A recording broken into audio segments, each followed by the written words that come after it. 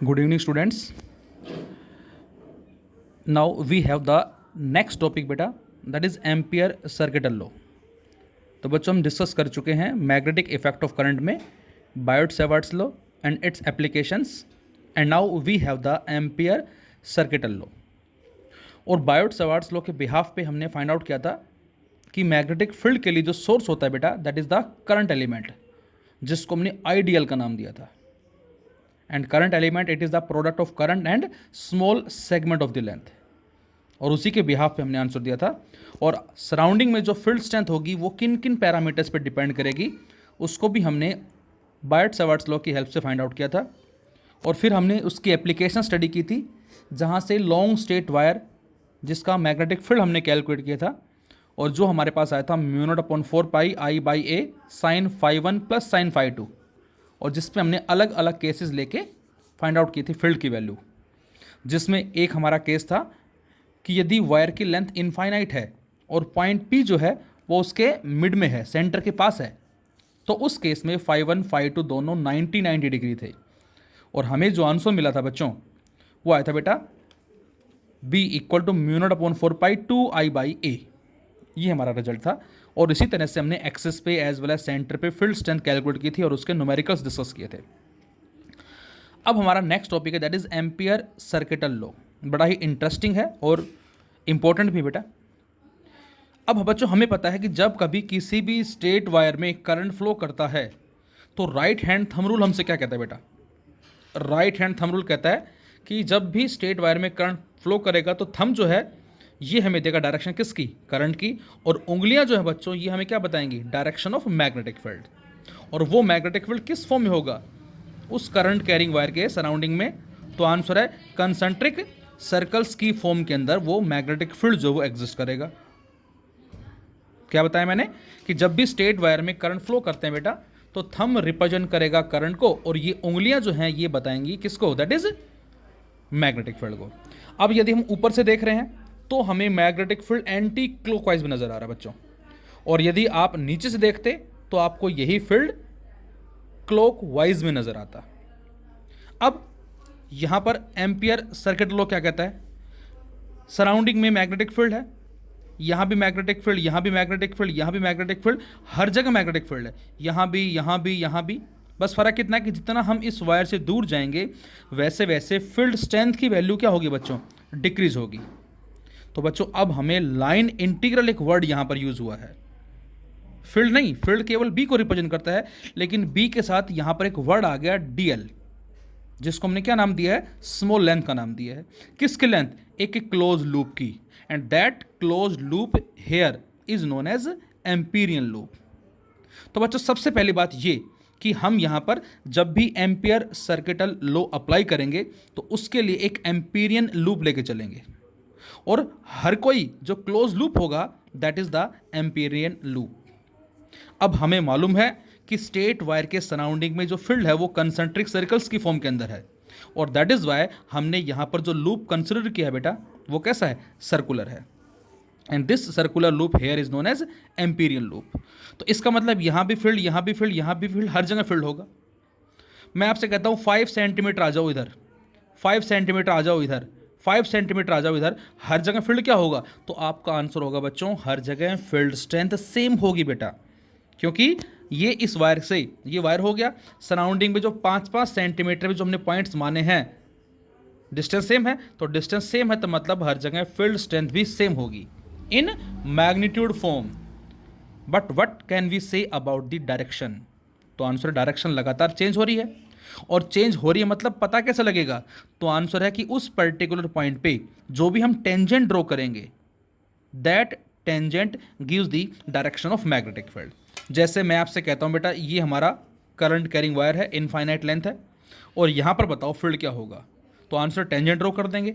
ये tangent draw कर दिया, यहां पर ये ड्रॉ कर दिया, यहां पर ये टेंजेंट ड्रॉ कर दिया.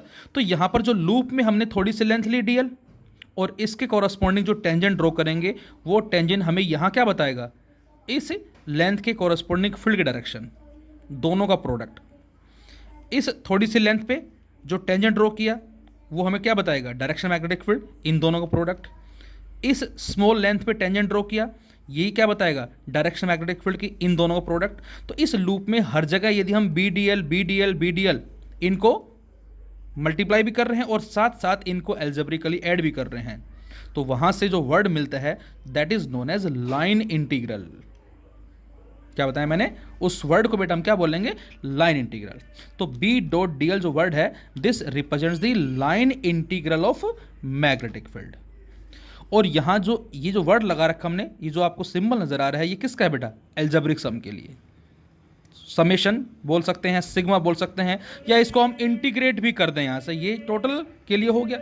और ये जो सिंबल है बच्चों, ये किसके लिए होगा, क्लोज्ड पाथ के लिए होगा। And this b dot D l is known as the line integral of magnetic field over the close path. ये हमारी जो टर्म है इसको लाइन इंटीग्रल बोलेंगे। जबकि आगे पढ़ेगी हम b dot d s, d s उसको बच्चों नाम देंगे हम सरफेस इंटीग्रल का। एक लाइन इंटीग्रल है और एक सरफेस इंटीग्रल है, इनमें भी डिफरेंस हम आगे स्टडी करेंगे। बच्चों बी डॉट डी एल को एक नाम और दिया गया है and that is known as magnetic circulation. क्या, line integral of magnetic field over the close path. दूसरा हम क्या बोल सकते हैं इसको, मैग्नेटिक सर्कुलेशन।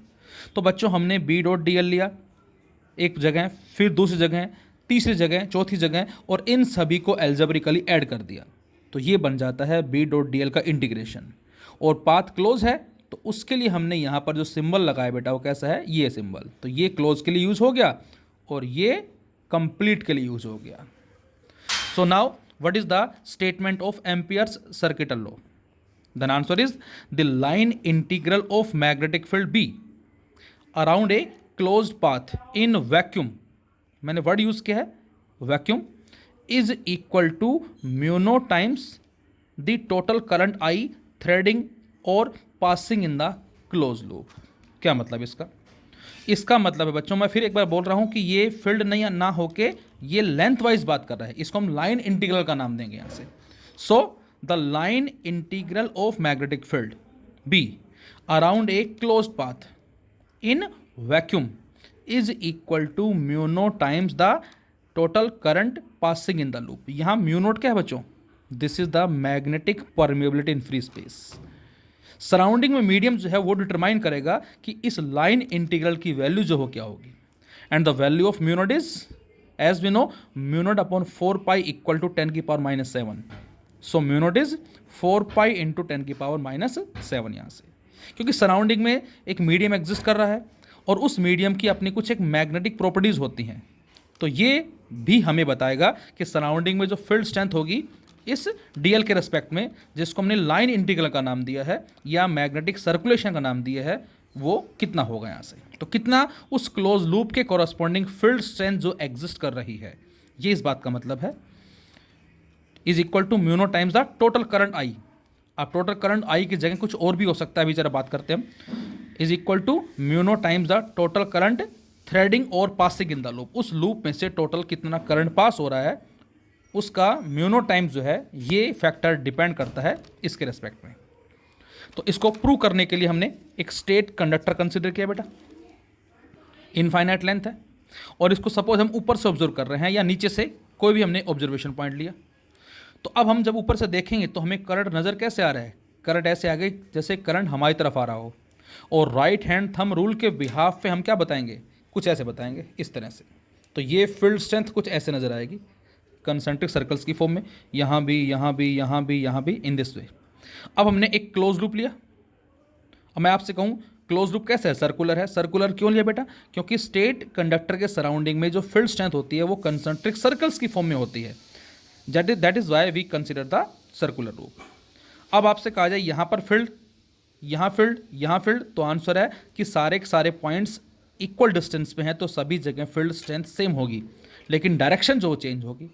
तो राइट हैंड थंब रूल के अकॉर्डिंग मैं इस पॉइंट पे कहता हूँ आपसे, इसको हम मान ले सपोज पॉइंट क्यू मान लेते हैं इसको हम, और इसको मैं आपसे कहता हूँ सपोज करो पॉइंट पी हमारा।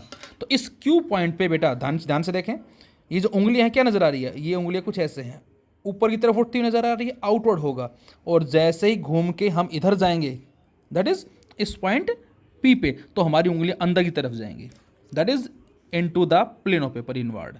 और इसीलिए मैंने इस पी के साइड में क्रॉस लगाया है और इस क्यू के साथ में डॉट लगा दिया, तो यहाँ जो फील्ड है वो होगा इस तरफ आउटवर्ड, और यहाँ जो फील्ड है बच्चों वो होगा इस तरफ, दैट इज इनवर्ड। तो अब जो क्लोज लूप लिया इस पे b dot D l, b dot D l, हमने थोड़ी सी लेंथ मानी। अब बच्चों एक चीज़ और याद रखनी है, बहुत से बच्चे यहाँ पर आईडीएल यूज़ करते हैं। नहीं, आईडीएल जो है वो करंट एलिमेंट था, वो वहाँ हमने बात की थी बेटा करंट यहाँ फ्लो कर रहा है, यहाँ फ्लो नहीं कर रहा। ये तो हमने क्लोज लूप लिया है, और उस क्लोज लूप में थोड़ी सी हमने लेंथ मानी डीएल, और उसके कॉरस्पॉन्डिंग जो हम टेंजेंट ड्रॉ करेंगे वहाँ, वो टेंजेंट जो है वो हमें क्या बताएगा, उस पॉइंट पे मैग्नेटिक फील्ड की डायरेक्शन बताएगा। और हर जगह बी और डी एल जो है दोनों क्या होंगे बेटा, पैरेलल होंगे। अब यदि हर जगह बी और डी एल पैरेलल हैं तो what is the angle between b and d l, that is 0। तो अब हमें इसको प्रूव करना है, और प्रूव करने के लिए हम लेके चलेंगे बी डॉट डी एल की वैल्यू, और इसमें हेल्प किसकी लेंगे हम, बायट-सैवर्ट्स लॉ की हेल्प हमें लेनी पड़ेगी यहाँ से। तो यहाँ से हमने लिखा क्या, this is the Amperian loop, as the magnetic field will be in concentric circular forms, so we take the closed circular loop, जिसको हमने एम्पीरियन लूप का नाम दिया है।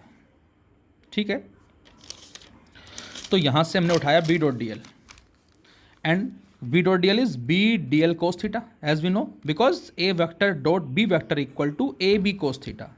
Similarly b dot D l, b d l cos theta.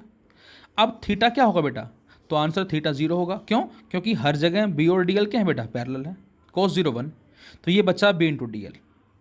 अब मैं आपसे कहता हूँ कि अब ये बताएं आप कि इस पॉइंट पे जो फील्ड स्ट्रेंथ होगी, अब वायर की लेंथ काफ़ी ज़्यादा है और जो पॉइंट पी है वो इसके सेंटर या मिड के पास रखा हुआ है, तो इस केस में जो बायट-सैवर्ट्स लॉ से हमें रिजल्ट मिला था वो क्या आया था बेटा, mu naught upon 4 pi 2 i by r. R क्या है, उस वायर से उस पॉइंट का डिस्टेंस, जो फिलहाल वहाँ हमने ए माना था, यहाँ हमने आर ले लिया। तो अब इस बी की वैल्यू को डायरेक्ट पुट कर देंगे हम, mu naught upon 4 pi into 2 i by r, और डी एल का क्या करते हैं बच्चों, इंटीग्रेशन। डी एल क्या है, उस सर्कल की स्मॉल लेंथ है, टोटल लेंथ कितनी हो सकती है, दैट इज 2 पाई आर, क्योंकि d l d l d l d l सभी को एडअप कर दिया and it gives the total length 2 pi r. और बेटा यहाँ से आर कैंसिल आउट, पाई से पाई कैंसिल आउट, ये 2 4 से कैंसिल आउट, तो ये क्या आ गया, म्यू नॉट टाइम्स आई आ जाएगा। So we can say the B dot D l जो हम लेके चले हैं ये किसके बराबर आ गया, ये बराबर आ गया बेटा म्यू नॉट टाइम्स आई के। फिर से आई क्या है बच्चों, I is the net current passing in the loop, मतलब इस लूप से कितना करंट पास हो रहा है। लेकिन न्यूमेरिकल्स में बेटा ऐसा कोई ज़रूरी नहीं है कि ये करंट हमें केवल आई ही गिवन हो, ये ज़्यादा भी हो सकता है यदि हमारे पास एक कंडक्टर की जगह सो मेनी कंडक्टर्स है।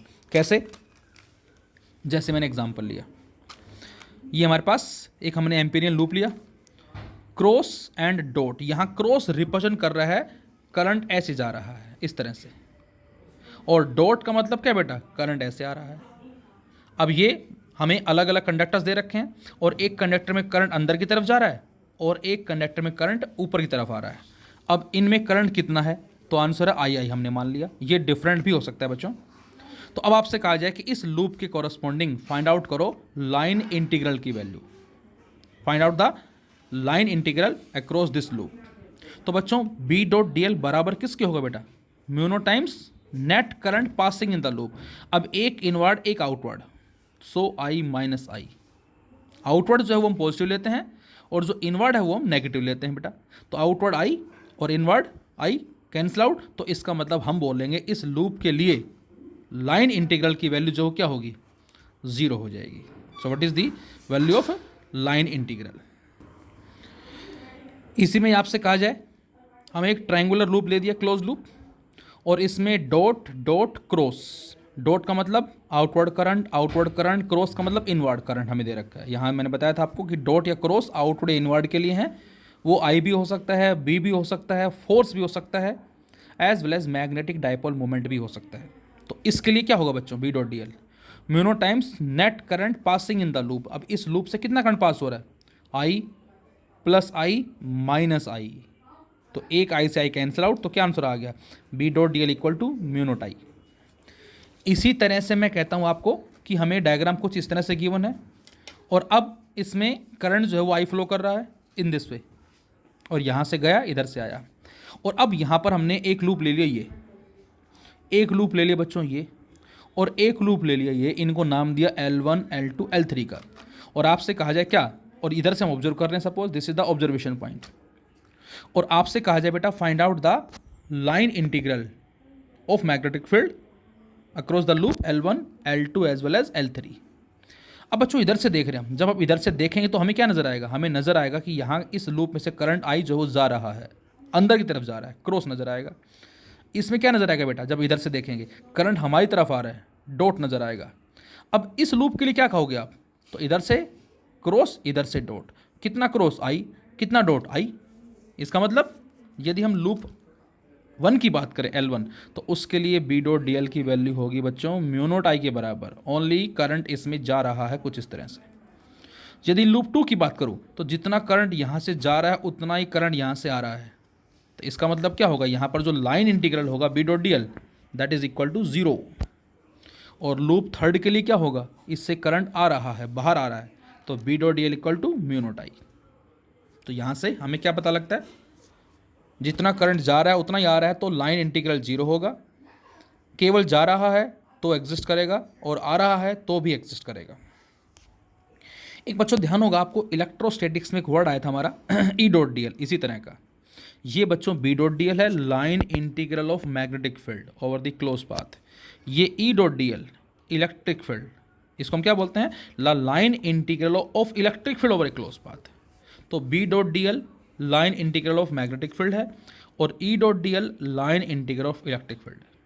ये बच्चों हमारा आता है 0, जबकि B dot D l is not equal to 0। Why, E dot D l जो 0 क्यों है और B डॉट डी एल 0 नहीं है, ऐसा क्यों? तो आंसर है कि जो E डॉट डी एल है term, this term define the work done. Electrostatics में क्लोज पाथ के लिए हमने वर्क डन कैलकुलेट किया था और वो यही टर्म आई थी हमारी E डॉट डी एल।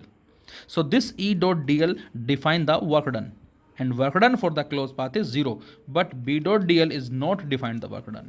ये टर्म वर्क को डिफाइन नहीं कर रही, ये तो हमें उस लेंथ वाइज फील्ड स्ट्रेंथ हम कैलकुलेट करें और उसको एल्जेब्रिकली ऐड करें B और DL को आपस में मल्टीप्लाई करके, तो वो बराबर किसके आते हैं, mu naught times the net current उस लूप में से कितना पास हो रहा है। इसी में मैंने एक पॉइंट लिखा note 3rd, that is Ampere's law holds for the steady current. एक बात और बच्चों ध्यान रखनी है आपको कि जो एम्पियर्स लॉ है बेटा, ये किसके लिए है, स्टेडी करंट के लिए, डीसी के लिए। क्यों? क्योंकि यहाँ पर करंट चेंज नहीं होता, which do not change with time. इसके साथ साथ if there are n currents each equal to I and all are flowing in the same direction. अभी जो हमने किए क्वेश्चन सेम वही बात है कि यदि हमारे पास n करंट्स हैं और सभी की वैल्यू I है और सारे सेम डायरेक्शन में फ्लो कर रहे हैं, मतलब ये लूप हमारे पास हो गया कुछ इस तरह से, इन दिस वे हम कह सकते हैं ये सारे हमारे पास करंट यानी कंडक्टर्स हैं, कुछ इस तरह से करंट फ्लो कर रहा है। तो इस लूप के लिए हमें फाइंड आउट करनी है फील्ड की वैल्यू, तो सारे जुड़ जाएंगे। कितने हैं, n है तो ni हो जाएगा, ये चाहे इनवर्ड हो चाहे आउटवर्ड हो, होने चाहिए सेम डायरेक्शन में। ध्यान रहे, अगर कुछ ऊपर और कुछ नीचे हैं तो फिर वो एक दूसरे को सब्ट्रैक्ट भी करेंगे। तो यहां से B डॉट डी एल कितना आ जाएगा, mu naught times n into I. इसी में ऐसा ही क्वेश्चन हमने एक और लिया, ये हमें एक एम्पीरियन लूप दे रखा है और इसमें I1, I2, I3, I4, I5 जो है आपको नजर आ रहा है बेटा। I1 outward, I2 outward, I3 inward, I4 inward, I5 outward है। लेकिन बच्चों ऐसे क्वेश्चंस में आपको ये देखना है बेटा कि इस एम्पीरियन लूप में कौन से आ रहे हैं, केवल I1, I2 एंड I3 आ रहे हैं।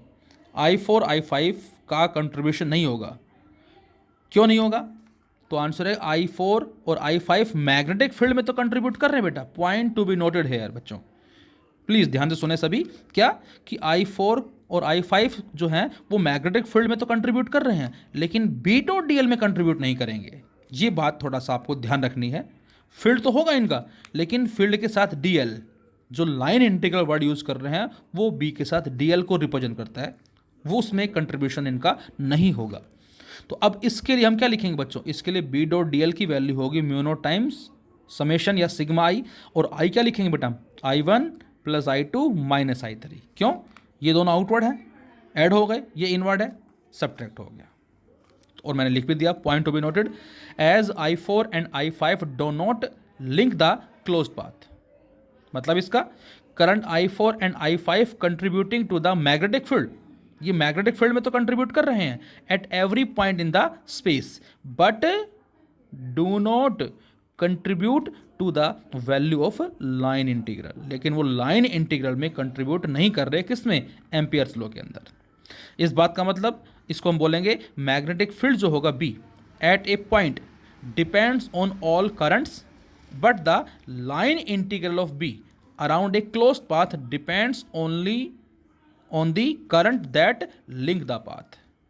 क्या बच्चों, मैं फिर रिपीट कर रहा हूं कि जो मैग्नेटिक फील्ड होगा बेटा B at a point depends on all current, मैंने क्या बताया कि I4 I5 जो है वो फील्ड में तो कंट्रीब्यूट करेंगे, लेकिन द लाइन इंटीग्रल जो होगा बी का, the line integral of B around a close path depends only on the currents that link the path, ये उस करंट पे डिपेंड करेगा जो उस पाथ में लिंक कर रहे हैं। अब जरा इसका आंसर बताएं। अब आप ये कंडक्टर दिखा रखे हैं आपको, I1 I2 I3 I4, loop L1 loop L2 loop L3। Video pause करके एक बार खुद ट्राई करें आप और बताएं मुझे कि B डॉट DL की वैल्यू जो है वो L1 L2 L3 के लिए क्या होगी। L1 के लिए देखें जरा, I1 ऊपर है I2 नीचे है, L2 के लिए I4 भी आ रहा है, I1 भी आ रहा है इसमें और I2 भी आ रहा है, तीनों हैं, और L3 में कुछ है ही नहीं। तो इसका मतलब जो B डॉट DL होगा L1 के लिए बेटा, इसके लिए देखें जरा, I1 आउटवर्ड है, I2 इनवर्ड है, आउटवर्ड टेकन एज पॉजिटिव, तो I1 माइनस I2 आ जाएगा। बोलो L2 इसके लिए देखें, इसमें I4 बाहर जा रहा है, I1 बाहर जा रहा है, I2 अंदर आ रहा है, तो I1 minus I2 plus I4 आ जाएगा बच्चों। L3 के लिए क्या कहोगे आप, इसमें कोई करंट ही नहीं है, तो B डॉट DL क्या हो जाएगा इसके लिए बच्चों, 0 हो जाएगा। Thank you.